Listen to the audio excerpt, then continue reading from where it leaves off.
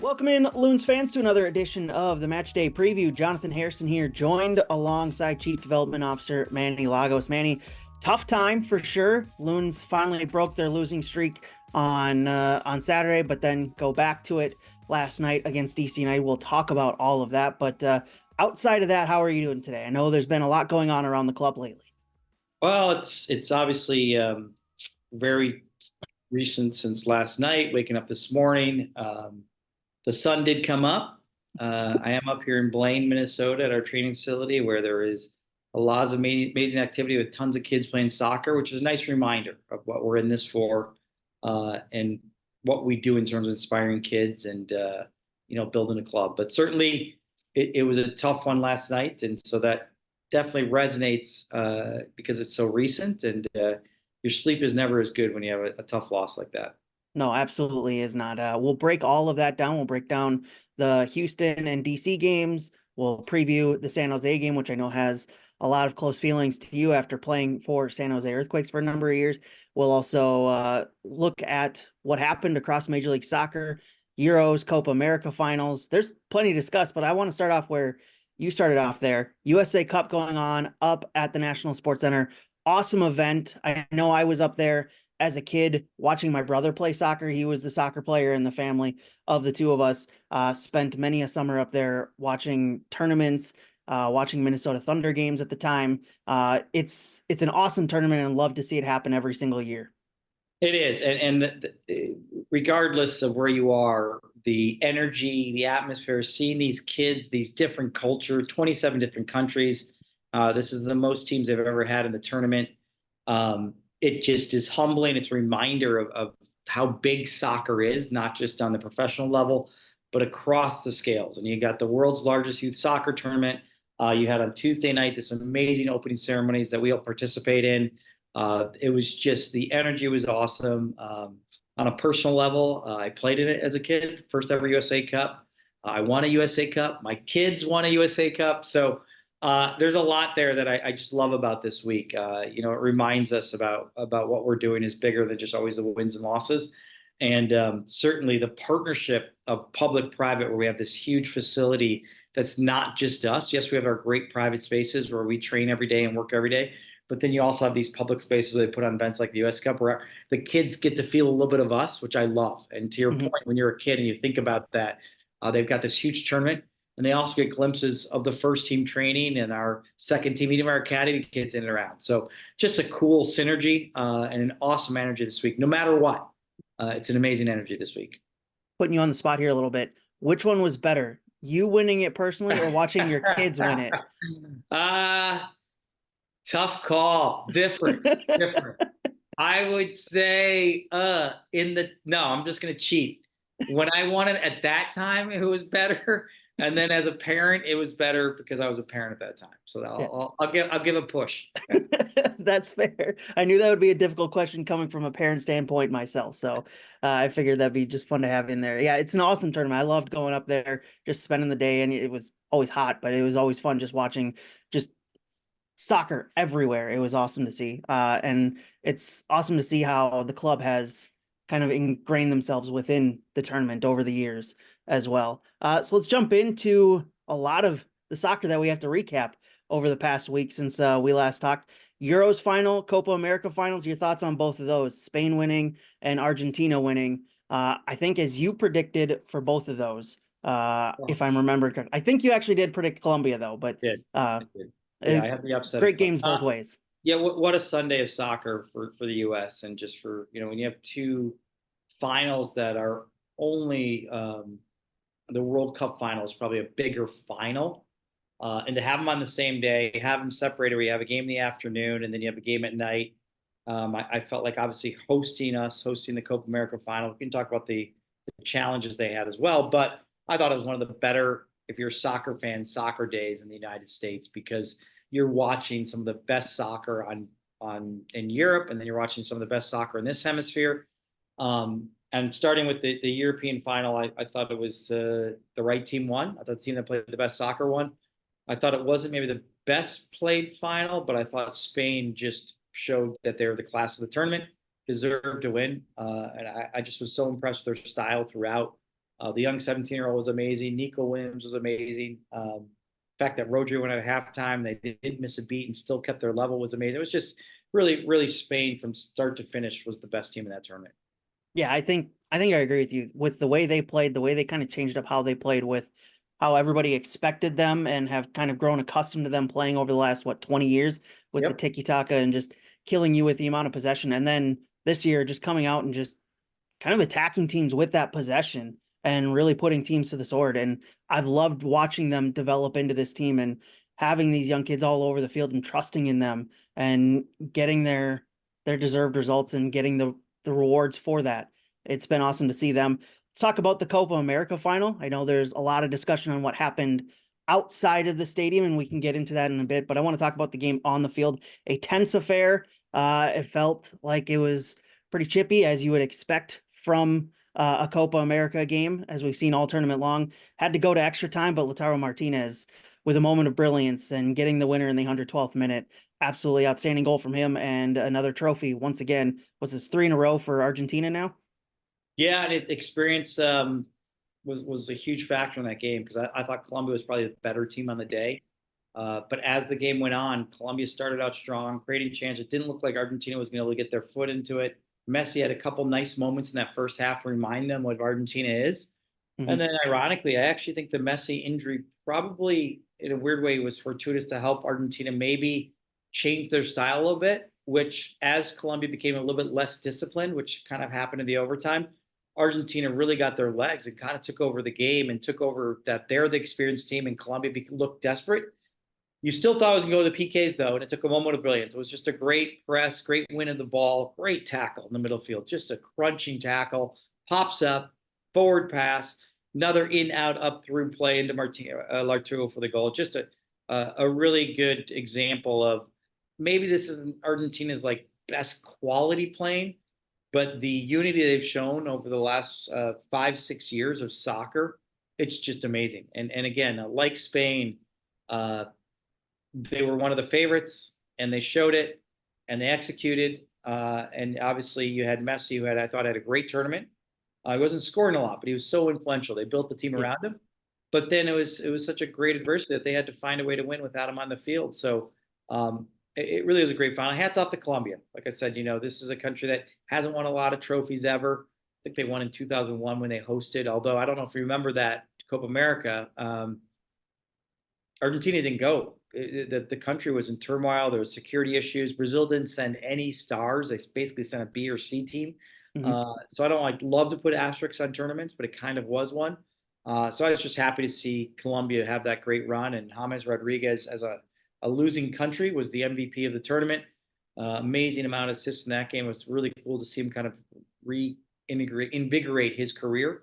And it really was special because you had this different style of European soccer in the afternoon, and then at night you just had this totally different South American and North American, Central American, we could say, Mm-hmm. style in the final. Yeah, absolutely. It was a pair of wonderful tournaments to watch throughout the summer. Kept us in the soccer atmosphere all day long throughout weekend or through weeks and weekends. It was fun to see. 2 questions off of that final.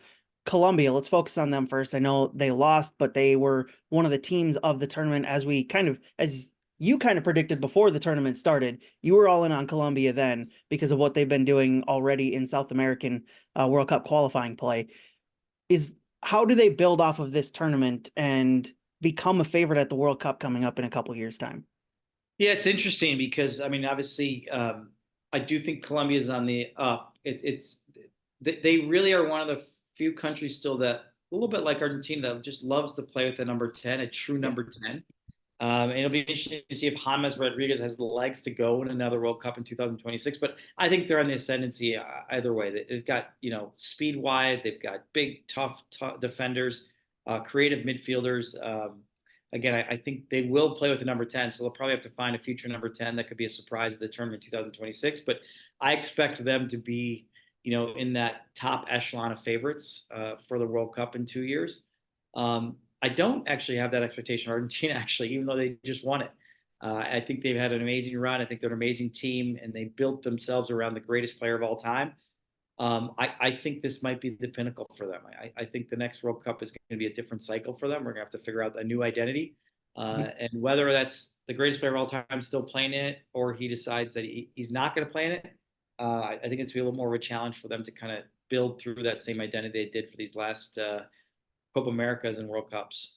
You just took the next question right out of my mouth there. Was this the last time we see Messi with Argentina at a big world tournament? Because 2 years from now, he's going to be what, 38?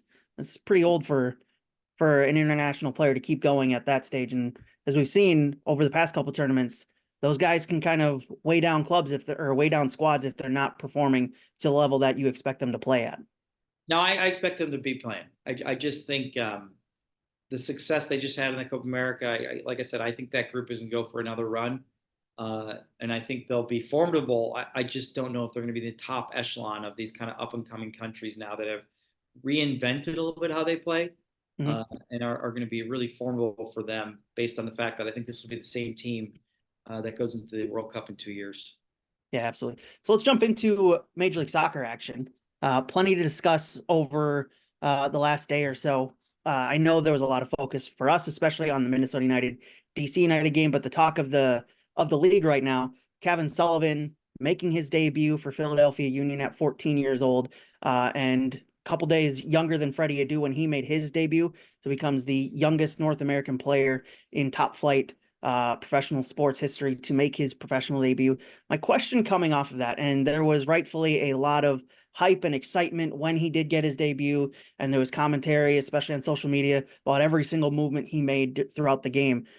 Are we in a better place, Manny, as a country, as a soccer country, to handle the hype and expectations of a 14-year-old who's so young getting his professional debut than we were with Freddie Adu back in the day?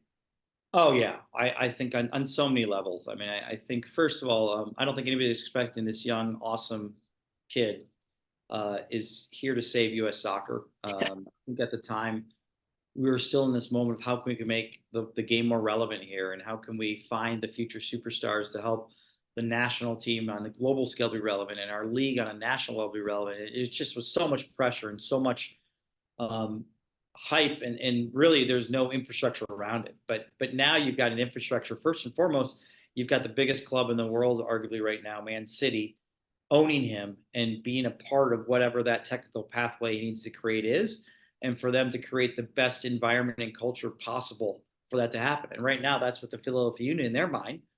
So they'll work together to kind of make sure that this kid gives every opportunity to build into hopefully being the best version of himself as he gets older and becomes, even more of a young man. It's just insane, though. We're talking about a 14-year-old. So my brain gets, I talk about that, and I have to remind myself, I cannot even imagine a 14-year-old competing and doing what happened last night. It's just amazing and remarkable. Congrats to him, his family.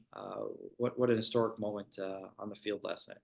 Yeah, absolutely. Just wild to think that what I was doing at 14 does not compare Yeah. to what he was doing at 14 and playing in a professional sport. And I think my favorite moment was people looking up like the child labor laws to make sure he was okay to play, and that the Philadelphia Union and MLS had to make sure with the state of Pennsylvania that he was okay to play, even though child labor laws said that you can't have a worker work past 9 p.m. and he came on just before, I think, 9 p.m. Eastern time. So that was one of the more unique developments of that. And yeah, I agree. I think we're in a better spot as a country to not place so much pressure on a kid that like we did with Freddie Adu. And it seems like with how Jim Curtin has talked about his development, and I know that's been a lot of focus this season, that they don't want to rush him, it seems like, and they want to take this and make sure that they're doing right by him instead of just placing all this pressure on U.S. soccer like we did back in the day on Freddie Adu. So it seems like things are in the right place there. Across the league, LA Galaxy jump up to first place in the Western Conference after a 3-2 win against Colorado, in which all the goals scored in that match were scored in the first half. Just a wild first half between them. I didn't see the rest of that match, but an incredible first half between those two sides as LA Galaxy jump up to first place in the Western Conference. Do you think they stay there for the rest of the season, or will LAFC and Real Salt Lake have something to say over the final 10 games? Yeah, I think this is going to be not a we get to first and keep the lead. I think this is a huge story to be told in the second half of the season across the West, across the East. So credit to them. Depends on what happens this weekend before the All-Star break. They might be in first place. But no, I don't think at this point the story is told about what's going to end up happening in the West. No, absolutely. Real Salt Lake and LAFC actually faced each other. 1-1 draw between those two sides. Any other notes you wanted to mention across the league before we move on into our reviews of the two games for Minnesota?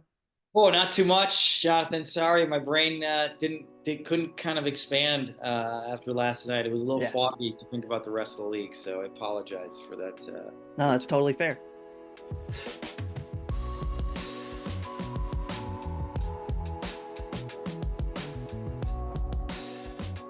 Just because the Loons are away doesn't mean you have to watch the match from home. With Loons Watch Spots presented by Coors Light, you can find a piece of that Allianz Field atmosphere at some of your favorite Twin Cities locations. Check out the full list of locations and upcoming watch parties at MNUFC.com/Loons Watch Spots.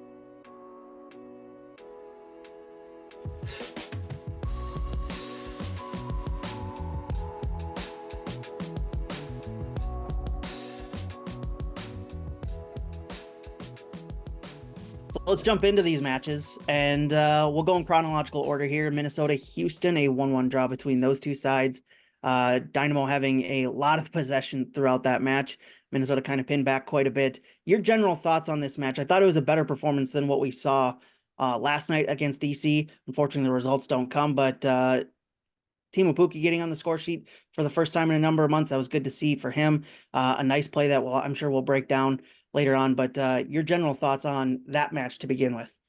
Yeah, I mean, I thought the setup was good. We set up in a 5-3-2, and I thought we really handled them really well. You know, I thought they had a lot of kind of what I call dead possession, where we were in good shape, we were organized, our structure were good, and we won the ball, we moved it.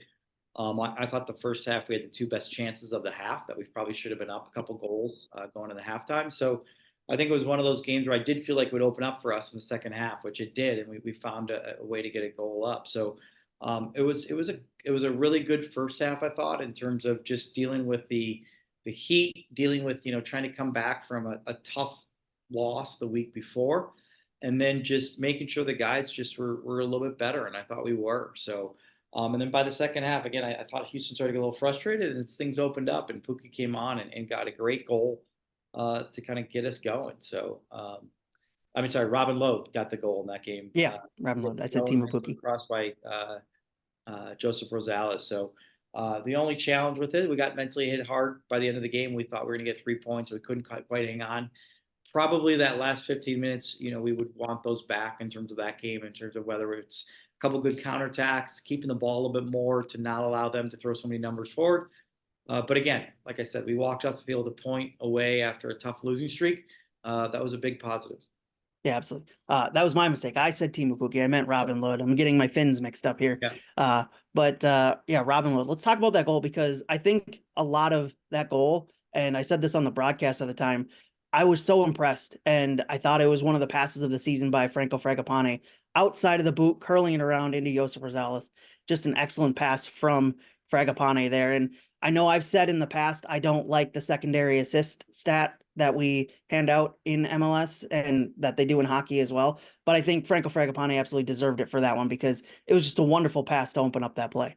It really was. I love that you brought it up, just because it was the tempo of it, the technical ability. It's a half volley too, so which is a little bit harder than a volley or when the ball's on the ground. So now you're hitting the ball when it's just coming at the ground at the exact same time. So the technical side of not only hitting the half volley, but hitting it outside of the foot. My dad is a huge fan of banana shots and passes, so he'd be very happy with them by Franco. But it also when you actually execute a pass like that, whatever the sport, hockey, basketball, it sets a tempo. Everybody starts to get checked in. Joseph's like excited to have a good first touch. Robin's excited to get in the box and make a run. And we had other runners going in, the Houston scrambling. So you're right. I thought the tempo of the pass really set up that play. And then Joseph and Robin ended it outstanding with a great cross, a great near post run, and really, kind of a play that their goalie couldn't really see, was why Robin kind of got that near post goal. So it was a great goal. Great goal. Yeah. I love that goal for many reasons. the pass. Robin Lod getting on the score sheet again. Good to see that happen. So let's talk about how the Loons set up in that match. In the first half, the stat that wowed me was Houston with 80% of the possession to Minnesota's 20. That is a very lopsided number that you rarely see in this sport. I know that possession isn't the whole definer of a game, but I thought with the way the Loons set up, and you mentioned this in your original thoughts on the match, that it seemed like it was to set up to kind of manage the heat and humidity of Houston. That is always a thing, and setting up to allow yourself to go at the opposing team in the second half and allowing yourself to have that energy. Is that what the plan was, or is that just kind of how the game broke down in the first half? I think that was the plan. I think, there was a reality that you can't just make that game wide open and say, we're going to go toe to toe for 90 minutes, that kind of heat, humidity, particularly, with 3 games a week coming up. I also think, once you get your shape and your structure and everybody's behind the ball, deciding when and how you press and squeeze and winning the ball back is really important. And ultimately, I love Hector Herrera. I think he's amazing. I thought last year he was a revelation. He played awesome. I think he's had some injuries this year. I would say, this is part of the conundrum of soccer, but half of that time he was just sitting on the ball and everybody's like, okay, fine, sit on it. So half their possession wasn't even moving it. It literally was us having 11 guys behind the ball, waiting for them to start some type of tempo. And I felt like Houston created some of the slow tempo because Hector Herrera sometimes just literally sat there, didn't move the ball, didn't get going. And I think we were okay with that because we were creating the better chances in the half. And sometimes that's how you have to play. Yeah, absolutely. What did you think of the Rosales, Dotson, Braun midfield? I think it performed well. I think having that dynamic of Rosales pushing up into the midfield instead of staying in the defense worked a little bit, especially on the goal in the second half. It's been interesting to see Alejandro Braun develop this season. It's been also interesting to see how this midfield has adjusted without Will Trapp over the last couple games, because he's been having a pretty decent season in the midfield, helping the Loons move the ball from defense into attack. And it's been interesting to see how the team has adapted without him over the last couple weeks. Yeah, it's been a challenge, I think, for the group in this spell to figure out, with the injuries, with the call ups, with I think we'll talk about the transfer window later for how we want to compete and build a group that's going to be competitive every game. So, I thought you had 3 different types of players in there, which is a good blend. When you're trying to win the midfield, which I think all of them did a good job. I think Braun showed some nice cleverness, some nice steadiness. He and Asani, I thought, had some really good tackles, and like I said, Joseph has a good ability to get forward. So my only caveat is I think we're trying to evolve Joseph into the player we want him to be. At some point, hopefully, get more guys in so we can say this is your position, and we want you to be the best in this position. And right now, when you get caught kind of putting guys in different positions, you're happy that they're plugging holes. But eventually, I think we'd love to see Joseph really on that left, up and down, providing that defense offense. And that means that, we're probably in a better place as a team because now we're really saying, hey, Joseph, go be one of the best left wing backs or left backs in the league.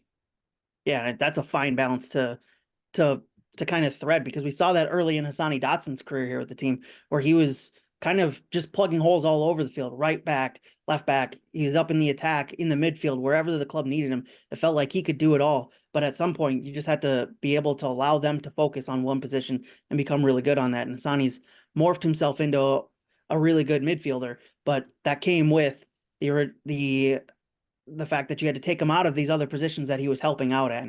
And so I think that's definitely a fine balance that that the club will have to manage with Joseph Rosales, who's really turned into an exceptional left wing back this season. And that's been one of the fun developments. I know it's been a really tough stretch for the club, but that's been one of the fun developments to see this season, is Joseph Rosales become one of the better left wing backs in this league. Yeah, he's been outstanding. He really has. I mean, like I said, it's to see his growth over the last couple of years. It really is one of our exciting talents that I think is only going to get better. Like I said, he's still learning every day, every game, what he can do better to impact the team and what he can do better to impact his own personal game. Yeah, absolutely. The other guy I wanted to point out before talking about ending the 6-match losing streak, and unfortunately not getting the win on the night, Carlos Harvey getting the start at the right center back spot, the spot that we saw Kervin Arriaga handle for most of this season. His ability on the ball was exceptional on Saturday night and really kind of fit in almost seamlessly in that spot where Kervin Arriaga had managed throughout the season. Yeah, can really calm, compose, move the ball well. I thought, he, Tapias, and Boxall seemed to really be in really good coordination with all that possession. That takes a lot of mental work to make sure you're moving correctly, you're keeping your line, you're dropping when you need to, you're pushing up when you need to. So it was really nice to see him. And he had some qualities of his center midfielder position where Mhm. he was very calm and composed in the ball, which was nice to see. I've loved his signing this season. I've liked seeing him develop into this guy who they can kind of just plug in, as we were just talking about, plug in wherever they need him, and he's fit in really well. So the way I'm going to end the Houston match is going to be talking about is combining with how we're going to morph into the DC conversation, giving up that goal in the 82nd minute to Sebastian Ferreira. The Loons unable to see out a game on Saturday, do it again last night as well. What is it about the end of the games here over the past couple weeks that have been kind of just getting away from Minnesota? I know we've talked a lot about the absences and having to play a lot of guys, having some heavy legs, but that can't just be entirely it, is it, Manny? No, no, no. At this point, there's a reality that this game, has a mental side that's not only individual but it's collective, and really figuring out how you can, kind of buckle down and find a way to get a result, which is somewhat why you like the Houston game because we did buckle down and got the result, which was a tie. We didn't get the win, but the way they scored late, it still hits you mentally, and it still has these little seeds of like, hey, are we now back on the upswing in terms of being a group and playing for 90 minutes and playing good soccer? And if we get a lead, we're going to close it down and shut it down. And certainly, now Monday or Thursday morning quarterbacking after last night, you knew it hit the guys mentally because we weren't quite ready and sharp, not only physically last night, but mentally as well. And so there's no doubt some of these late goals are really creeping into the guys being a good unit for 90 minutes and finding ways to win games, which is a reality right now. And so ultimately, the sun came up today and we got a game Saturday. So it certainly now looks like a goal that was even worse because it wasn't just from dropping from 3-1 points. I think it affected how we played last night, which is dropping points again at home. So yeah, it's a tough one for the guys right now. They've got to really, regroup, and we only have a 2-day rest now for a massive game Saturday. But ultimately, there's some real adversity, and the club and the guys that's learning time now. It's not a time. We're in the middle of the season. We're here to see what kind of guys we have, who is the right fits, and the coaching staff is going to fight tooth and nail to get better and make sure these guys get better individually and collectively, so that further down the line, hopefully this group gets stronger. Is it a mental thing with the defending set pieces as well? Because I know the numbers aren't great this season for Minnesota on defending set pieces, and both those, the goal against Sebastian Ferreira at the end of the match in Houston, the goal for Aaron Herrera at the end of the match against DC United, both those goals came off of corner kicks, and obviously the numbers, they've been talked about quite a bit over the last couple of weeks on defending set pieces, aren't great for Minnesota United. Is that a mental thing as well, or is there other things that can be worked on there? Well, I think it's a little bit of both. I would say corner kicks are interesting because sometimes you'll be playing really well and the other team will get a counterattack and get a corner, and you're fresh and you're hungry to deal with it and your shape is good and you deal with it and you move on, you play the game. Other times, you kind of have these waves of attacks where you're mentally tired and fatigued, and there's this kind of more belief by the other team that this is another good way to create a chance and score. So I would say in both the last two instances in the games, when you're giving up too many set pieces late in the games, Yeah. you might be in trouble. And ultimately, both those games, we were probably pinned a little bit too deep. And we've got to figure out a way mentally, not only to be good at defending that set piece, but be good to handling a lead or handling a tie late in the game where we are moving the ball. We are making the other team go side to side. We are getting a couple chances. So maybe they don't throw as many numbers forward in the set piece, or maybe they don't throw any number forward to even get the set piece. So ultimately, it's a little more nuanced than just the set piece itself. Yeah. But it's really about playing good soccer on both sides of the ball that creates the luck to make sure that you're seeing a game out. So what's the message to the locker room? And I know Eric Ramsey had some rather stern comments in the post-match press conference to the media.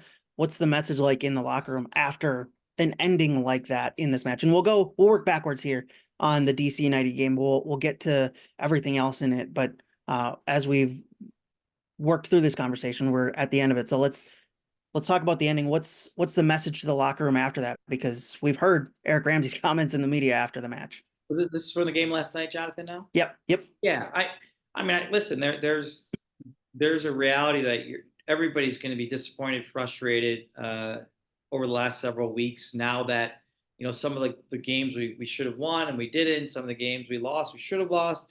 And then you had a couple games where you probably could have had a point or 3 points for sure, and you didn't. So ultimately, you have to kind of aggregate all of that and take all that frustration, disappointment, and the message is, hey, we got to do better. We've got to figure out a way to both individually, make sure our outputs are at the max, and then collectively, the outputs are a unit that we walk off the field at home, particularly in the last couple of games, hopefully with 3 points, but for sure 1 point, but definitely 3 points. So it's a little bit quicker too, because today you got to wake up and regenerate while you do that.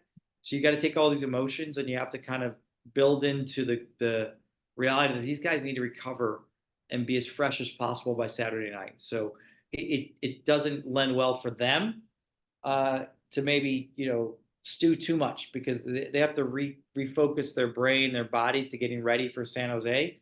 And you could use some learning moments to do that. I'm sure the staff is working very hard to not only kind of go over last night, but also prepare for Saturday. And ultimately, that's one of the nice things about having a game so quickly, is that it has to shift naturally right away, but it can shift naturally while still saying, hey, we know last night was not a very good game. We know we didn't play the way we thought we were going to play. We know individually, collectively, it just was an off night. We weren't sharp. We weren't creating chances. We didn't press the way we'd like to. And we still found ourselves in a lead, which was great. And then we also just kind of dropped at the end. So ultimately, there's a little balance here of both, but it has to end with the sun is up.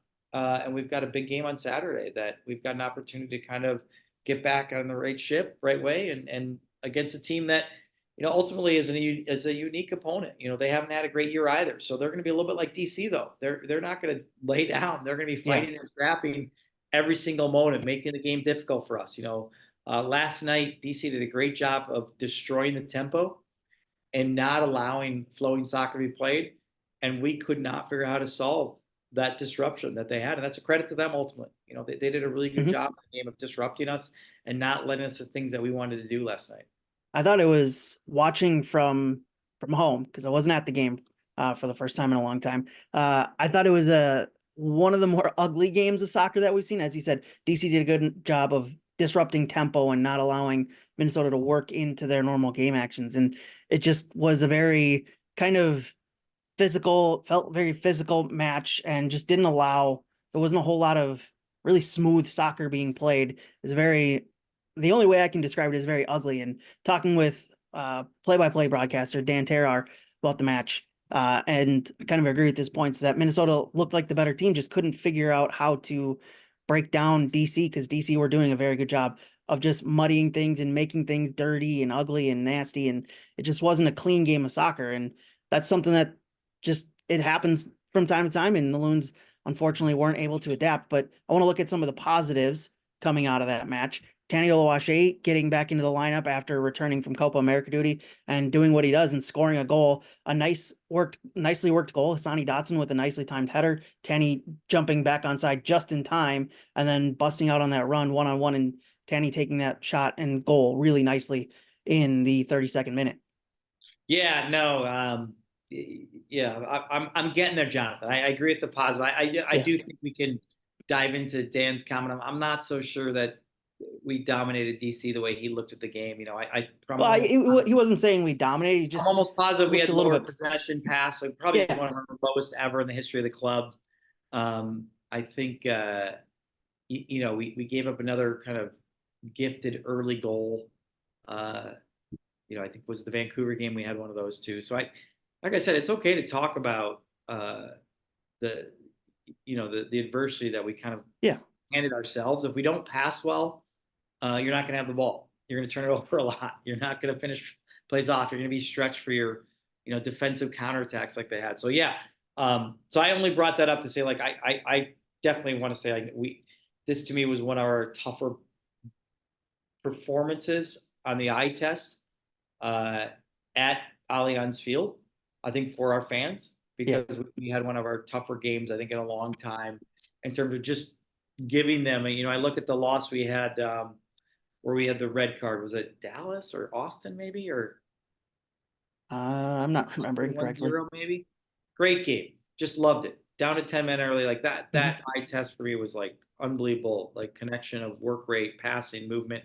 Um, but you're right. Within that, Tani, Robin Lode, there were some really good individual performances. Not a lot, just a couple that really stood out. And Tani seemed really sharp coming back from Canada, lively, pressed a lot, and it led to that great goal. So you've got a great point there. Where I really liked how he floated back on side right before Hassani headed the ball. That's a great little subtle movement that most forwards don't do. They kind of are a little bit lazy and they kind of wait to see what happens. But he sensed the danger and he sensed that they were a little lackluster, and then he sensed Hassani was going to find him. Yeah, and just clarifying on what Dan said, he didn't say that they dominated. They were just, you could tell that the Loons had the better ability. They were the more skilled teams. They just couldn't find a way to connect it and make it play out on last night at Allianz Field. Tenny Oluwaseyi getting the goal. Timu Puki this time getting the goal. I'm mixing up my matches, but Timu Puki scoring the goal this time off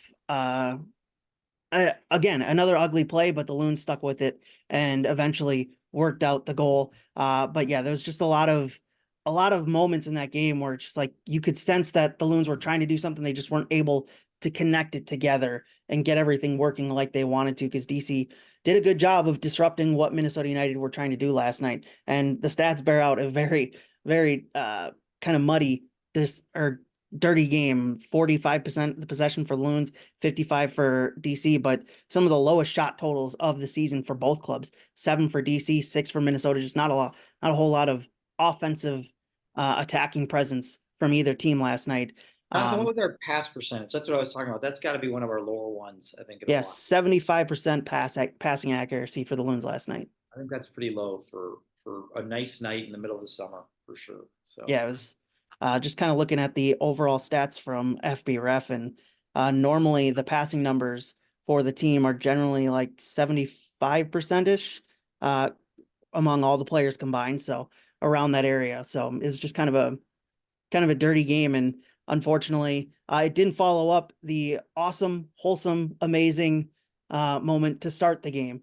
Carter Lucero getting the opening goal. Just, there wasn't a dry eye in the place. And obviously it's a moment that's gone quite viral. Just an awesome moment. And I know you were a part of his week all week long. Yeah, no, just like we started the podcast, like about the USA Cup and the kids and the energy up here. What a special kid, special brother and sister and family. And then the combination of him, he got to come up to the training facility, the coaching staff, the players, our front office staff, just to be in and around the connection to this young man, and then this build up to the stadium, and then the introduction of to me of seeing our fans connect with this kid, and just seeing that interaction with our players and the fans and Carter was just so special. Like what an amazing moment. Again, I think it's a nice reminder about where we are as a club. Yes, we're frustrated. We really are not in a place we want to be, but we're also very excited that we're gonna, get ready to go Saturday and show the fans that we're here to have a great second half of the season and really push this club forward. But it's also a reminder that, there's so many other things and so many other elements besides the winning and losing that this club creates in these moments, inspiring the community. And really, what a special kid, what a special moment for all of us. Yeah, it was awesome to see. I loved his just excitedness and his attitude on the field in front of 19,000 fans. That could get to any moment, but any person. And just this young kid just out there, just having the time of his life, having the moment of his life, and just getting exactly what he wished for and scoring a goal in at Major League Soccer. It was awesome to see. It was a really cool moment. I'm sure there was a lot of wet eyes in the place as as that moment happened. But as we said, Loons move on now to a tough game coming up this weekend against San Jose. It's a team that has struggled this season. 14 points from 24 games. Their numbers aren't that great this season. 31 goals scored, 59 goals allowed, though the expected goals allowed this season is vastly different from what they've allowed. 59 allowed, but according to expected goals, 42.4. That is a big drop off or a big difference between those two numbers. Is that more just analytics are an interesting subject to always bring up for sure. Is that more of a number showing that there's some bad luck, or is there just some poor play going on with the San Jose defense this season?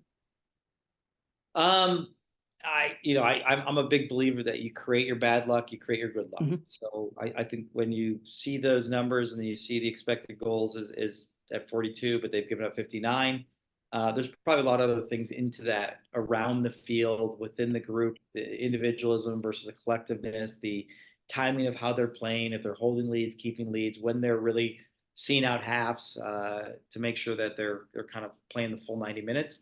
So ultimately, I think it's a team that made a coaching change, and so now they're building a new identity. We're going to see where that goes. So we're probably in a game where they have a coach's bounce still, where they're trying to create a new identity on this new interim coach, Ian Russell, former teammate, by the way, who's has taken over the reins to see where they're going to go. But ultimately, they're a team in flux, probably in a bigger way than we are, but at the same time, similar to DC in that this is a game that it's really important that we do everything we can to fight, scrape, and claw to walk off the field with 3 points because we need them, and we got to keep a team that's trying to find their identity down because they're in our conference, and it's important that we go into this All-Star break with a positive note. Yeah, absolutely. 1 win, 4 losses for them in their last 5 games, coming off a 1-0 loss to Houston last night. It's been, as you said, it's been a difficult season for them. Getting parting ways with Luchi Gonzalez, Ian Russell now taking over. Haven't had a whole lot of positives this season for them. Players to watch for sure. Mal Pellegrino, Christian Espinoza, who was excellent last season, hasn't necessarily picked it all up from what he did last season and this season, though he does have 11 assists. Jackson Ewell, Bloomington, Minnesota native, who's been a really steady midfielder in this league since joining it a handful of years ago. He's been an excellent watch every time Balloons play him, but a couple players to watch there for San Jose this weekend. Yeah, I would throw Hernan Lopez in there as well as a new signing that they're still trying to figure out how to tap into his qualities and make him kind of an impactful player. And Espinoza to me is can have on any day can be super dangerous. So he just kind of plays one way, which is vertical and gets into the line, gets crosses in, cuts back with the left foot, has an ability to find some goals with that left foot. But you're right, his points production for scoring is down a little bit. So that's probably affected it. And ultimately for us, it's weird. My brain is so still emotionally challenged by our own issues right now that it's hard to think too much about them. Except for Jackson Ewell, captain from Minnesota. That's kind of cool. And ultimately, like I said, it's a team that we should win this weekend. So there'll be a lot of stress. And I think I mentioned on the broadcast last night when I got on the radio, stress can be good or bad. Right now, the stress is real. And so we have to figure out a way to handle it and deal with it and play a team that, I think will be the favorite in this game. And we have to embrace that and make sure we use that being the favorite to actually being the favorite by winning the game with 3 points and walking off. And I know that it sounds simple. It's not. We're going to have a team that's going to fight and scrape, and we're going to have a really good comeback game from an emotionally just tough night last night for the club. One of the tougher ones probably in a long time. So really important that we move onwards here and we get excited about, this matchup. It's huge. Like I said, they won't be easy. I mean, they're going to make it tough like DC did. They're going to have their moments. They've got offensive weapons to go forward. They'll make it ugly if they need to. They're like us. They'll do anything they can to try to get a point or 3 points on Saturday. Both teams fighting for kind of near the bottom half of the Western Conference right now. And I know there's only 10 games left, so it's always weird to talk about this, but is there, with where Minnesota are and where they want to be and where San Jose are right now and their moment at being at the bottom of the Western Conference, is this a must-win game with what's in front of the Loons with the All-Star break, the Leagues Cup coming up here. So MLS action will be put on pause for a month. Loons need to go into that break here with a win, and it's against a team that has really nothing left to lose at this point with how they played, with how things have gone for them this season. Is this a must win for Minnesota? I don't think it's necessarily a must win. I think that's a little bit extreme because the Leagues Cup, there's going to be this break, and I think you're going to segue this into the transfer window, which is Yeah. fine. So I think I think I think for the group and just getting excited about the pause, it's an important win. I think it's massively important for all of us, our fans, to be reminded because it's been a while now that this group has had some really nice moments this year. We've had some really good soccer at times, and I think it's more an important game to remind ourselves that we can find ways to win, and this group can then take a breath and just really compete in this other competition for a couple of weeks while preparing for that final sprint of the season of those 9 games. So I'm not going to go must win, but I'm going to say massively important. But it won't. It's not like the end of the world. No, I'm not going to go that far. Okay, that's fair. 10 games left for the Loons after last night's disappointing 3-2 loss to DC United. Loons now on 30 points, sitting in 9th place in the Western Conference, which is the final playoff spot. But as I said, just 10 games left of this season, Manny. This season has gone by quickly. Another tough question here, and don't take it as I'm not saying they're not, but I feel like this question is a good one to talk about here. Are the Loons, with what you've seen this season and the schedule that's ahead of them, are they a playoff team this year? Well, I mean, obviously, you would have said that at the beginning of the year, so I don't see why we can't say that right now. And ultimately, like I said, you've got this 9 games, but you've got several months to build into now, really preparing for each game. Certainly, there's going to be some activity in this transfer window. That process should add some good quality to help bolster these last 9 games and how we're going to navigate the adversity of where we are right now. So yeah, I mean, I always feel like there's elements there. We've seen it and shown it. I don't see why we would not think that we're going on a good path to make the playoffs still. Absolutely. And I agree. I think they are. I think there's definitely enough talent. And we saw that earlier on this season, that there's enough talent for this team to be a playoff team and compete in the playoffs. So it's just been obviously a difficult run. A lot of it, there's just a lot of things that have gone into that for sure. So let's jump into that transfer window that you talked about. Secondary transfer window opened today through, I believe, August 8th. Obviously, a lot of rumors out there about what the club may or may not do this over the next couple weeks. What do we think are the biggest, or what are the biggest needs for this club in the transfer window to address? Well, I mean, you have to remind yourself, the diversity hasn't been just on the field. Obviously, we lost Reynoso early into the year, and that saga had been incredibly challenging, not only from the quality that he brought on the field, but the mental anguish I think he caused our group to build into this new leadership and how they're building the team and how we're kind of building our new culture here. And then you add in Arriaga, who was had 6 months left in his contract, and he was ready to move on.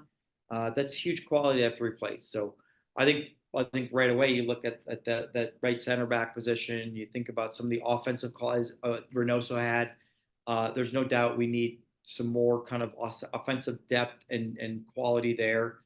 Certainly when you look at our wing backs, and we've had injuries, we've had kind of up and down play the last couple of months. So there's no doubt we need quality there.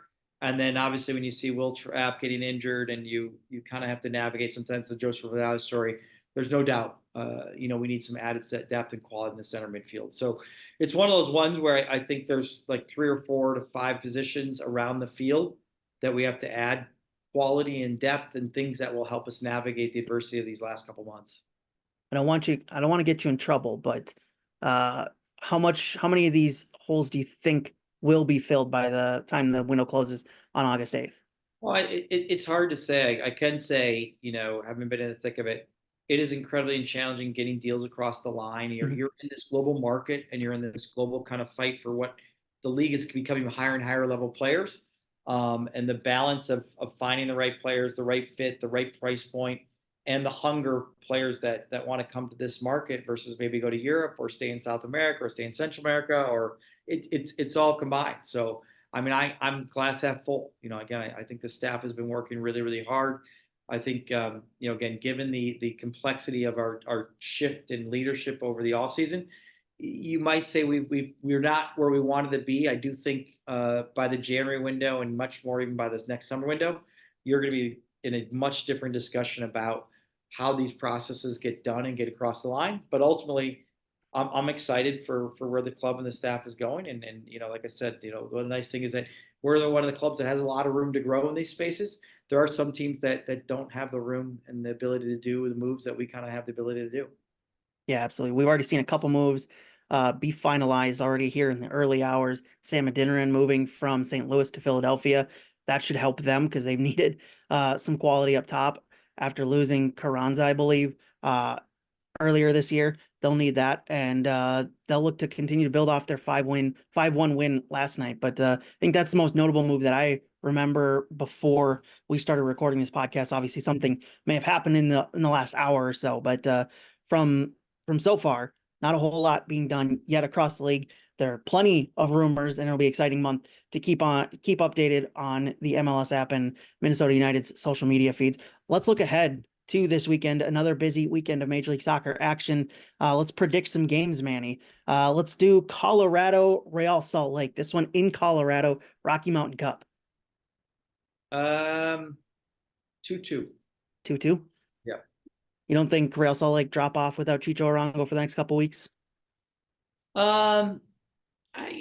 It's one of those ones where it might not be bad for them to have a break. And, I think, see, again, if you want to be like a top team in the West, I think you got to win games sometimes without your best players. So this will tell a lot about what we talk about, that horse race at the top right now for the second half of the season. Yeah, absolutely. No, I think that one's going to be, I like your 2-2 prediction. I'm not going to do the same one. I think I'm going to go a surprise 2-1 win for Colorado here at home. Rocky Mountain Cup, rivalry between those two sides. This one in Colorado. I think that'll power Colorado to a surprise win there. Let's talk about a team that's had a couple shocking results in the opposite direction. Cincinnati losing the past 2 games to teams that they probably shouldn't have. They are on the road against the New York Red Bulls this weekend. This one, as I said, in New York. Your prediction for this one? Yeah, I think you're right. I think this is interesting because I was very surprised by those home losses. And, they really are up there with Columbus and LAFC in terms of just like right now looking like they're the teams to beat. I'm going to go Red Bulls 1-0. I like it. I think I like 1-0. I'm going to go a step above. I'm going to go 2-0. I think Cincinnati kind of in a moment right now that they're going to try and find a way to break out of, but New York Red Bulls in a little bit of a moment themselves. So let's talk about the game, probably the game of the weekend. 2 of the more high-flying teams of late, LA Galaxy, Portland Timbers. This one should be a barn burner from the get-go. This one in Los Angeles. Let's see. Portland has been playing well of late. 3-2 Galaxy. Oh, I like it.